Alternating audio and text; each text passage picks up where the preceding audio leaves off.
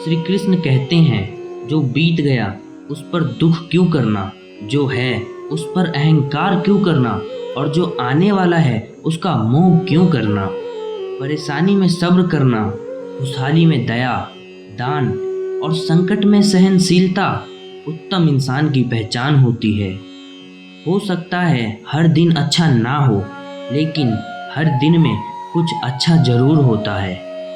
जीवन में अगर खुश रहना है तो ज़्यादा ध्यान उसी चीज़ पर दें जो आपको खुशी देती है। वक्त से पहले मिली चीज़ अपना मूल्य खो देती है और वक्त के बाद मिली चीज़ अपना महत्व। इसलिए समय की कदर करें और काम को समय पर करने की कोशिश करें। सीखने का सबसे बड़ा रास्ता आपके अपने विचार हैं, इसलिए बड़ा सोचें और खुद को जीतने के लिए हमेशा प्रेरित करें। जैसे समुद्र के पार जाने के लिए नाव ही एकमात्र जरिया है, वैसे ही स्वर्ग में जाने के लिए सत्य ही एक सीढ़ी है। जिस तरह आग सोने को परखती है, उसी तरह मुसीबत एक बहादुर इंसान को परखती है। सबसे समझदार इंसान वही है जो सफलता मिलने पर अहंकार में नहीं आता और असफलता मिलने पर गम में नहीं डूब जाता। दान कर्तव्य समझकर बिना किसी शक के किसी गरीब इंसान को दिया जाए, वही सच्चा दान है। भगवान श्री कृष्ण कहते हैं, मेरे लिए सभी प्राणी एक जैसे हैं। ना तो कोई मुझे बहुत ज़्यादा पसंद है और ना ही कम, लेकिन जो मेरी भक्ति पूरे मन से करते हैं, मैं हमेशा ज़रूरत पड़ने पर उनके काम आता हूँ।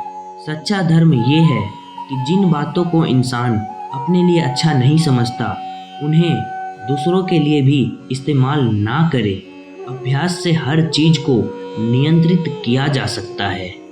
श्री कृष्ण कहते हैं कि हर वक्त अपनी कामनाओं और इच्छाओं में डूबे रहना इंसान के सभी दुखों का कारण है।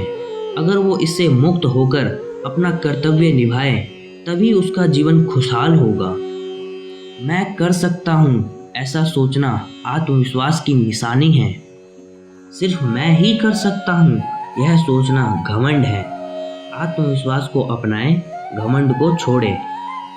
मानव कल्याण ही गीता का प्रमुख उद्देश्य है।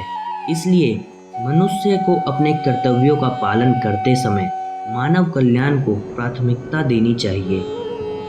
जितना हो सके खामोश रहना ही अच्छा है, क्योंकि सबसे ज़्यादा गुनाह इंसान को उसकी जुबान ही करवाती है।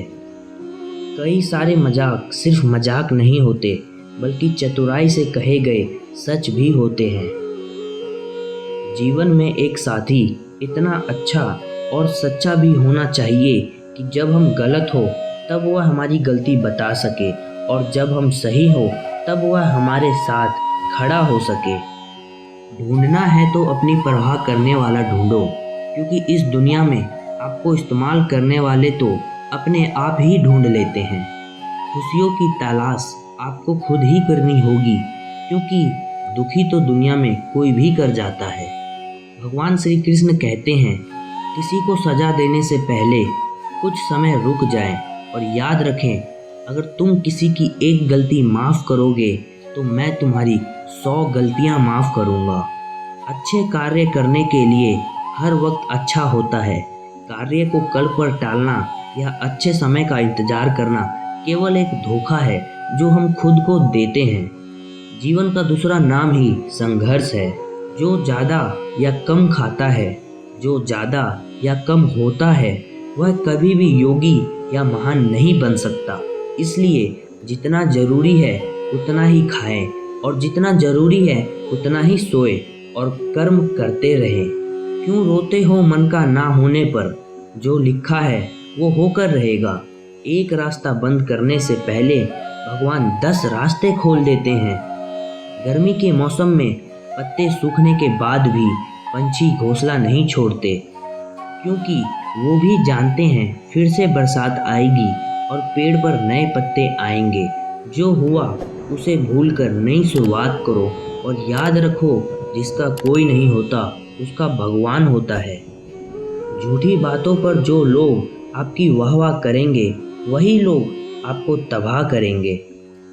कुछ रिश्तों के नाम नहीं होते, जबकि कुछ रिश्ते सिर्फ नाम के होते हैं। श्री कृष्ण कहते हैं, जिस व्यक्ति को आपकी कद्र नहीं, उसके साथ खड़े रहने से अच्छा है आप अकेले रहो। कोई फर्क नहीं पड़ता कि लोग आपके बारे में क्या सोचते हैं, फर्क तो इससे पड़ता है कि आप अपने बारे में क्या सोचते हैं। आप नकारात्मक लोगों को जितना कम जवाब देंगे, आपका जीवन उतना ज़्यादा शांतिपूर्ण होगा। जब अकेले हो तो विचारों को नियंत्रण में रखो, जब दोस्तों के साथ हो तो जीवा पर नियंत्रण रखो, और जब गुस्से में हो तो फैसलों पर नियंत्रण रखो।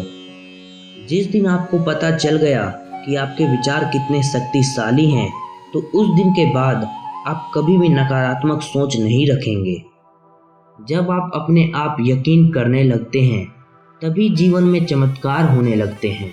श्री कृष्ण कहते हैं, हम जिंदगी में कितने सही हैं और कितने गलत, यह केवल दो लोग जानते हैं, एक परमात्मा और दूसरी हमारी अंतरात्मा।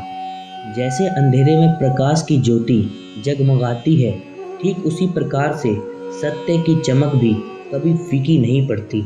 इसलिए व्यक्ति को सदैव सत्य के मार्ग पर चलना चाहिए। अपने आप को भगवान के प्रति समर्पित कर दो, यही सबसे बड़ा सहारा है। जो कोई भी इस सहारे को पहचान गया है, वह डर, चिंता और दुख से आज़ाद रहता है। सज्जन व्यक्तियों को सदैव अच्छा व्यवहार करना चाहिए, क्योंकि इन्हीं के पथ चिन्हों पर सामान्य व्यक्ति अपने रास्ता चुनता है। इस संपूर्ण संसार में कोई व्यक्ति महान पैदा नहीं होता, बल्कि उसके कर्म उसे महान बनाते हैं। इंसान हमेशा अपने भाग्य को कोसता है, यह जानते हुए भी कि भाग्य से भी ऊंचा उसका कर्म है, जो उसके स्वयं के हाथों में है। बिना फल की कामना से किया गया कार्य ही अच्छा कर्म है। ज्ञानी व्यक्ति ज्ञान और कर्म को एक रूप में देखता है। आत्मा किसी काल में भी ना जन्मता है और ना मरता है। श्री कृष्ण कहते हैं, वह जो मृत्यु के समय मुझे स्मरण करते हुए अपना शरीर त्यागता है, वह मेरे धाम को प्राप्त होता है, इसमें कोई संदेह नहीं है। मन अवश्य ही चंचल होता है, पर उसे अभ्यास के माध्यम से वश में किया जा सकता है। बुद्धिमान व्यक्ति को समाज कल्याण के लिए बिना आसक्ति के काम करना चाहिए।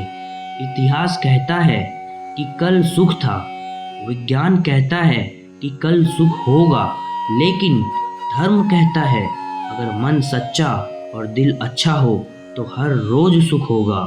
चुप रहने से बड़ा कोई जवाब नहीं, और माफ़ कर देने से बड़ी कोई सजा नहीं।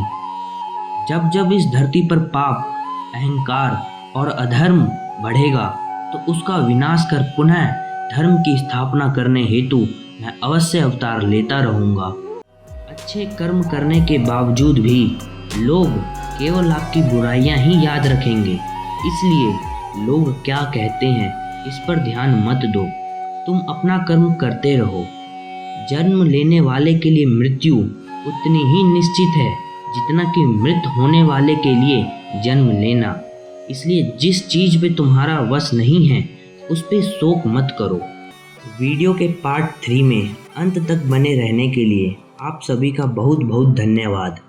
अगर आपको यह वीडियो अच्छा लगा हो तो वीडियो को लाइक करें, चैनल को सब्सक्राइब करें और बेल नोटिफिकेशन को ज़रूर ऑन कर लें, ताकि आने वाला प्रत्येक वीडियो आप तक सबसे पहले पहुंचे। इस वीडियो को अपने प्रियजनों को ज़रूर शेयर करें, ताकि वो भी भगवत गीता के अनमोल विचारों का लाभ ले सकें। अगर आप चाहते हैं कि इसका 4th पार्ट आए तो हमें कमेंट करके ज़रूर बताएं। हम जल्द से जल्द इसका 4th पार्ट लेके आएंगे। जय श्री कृष्णा।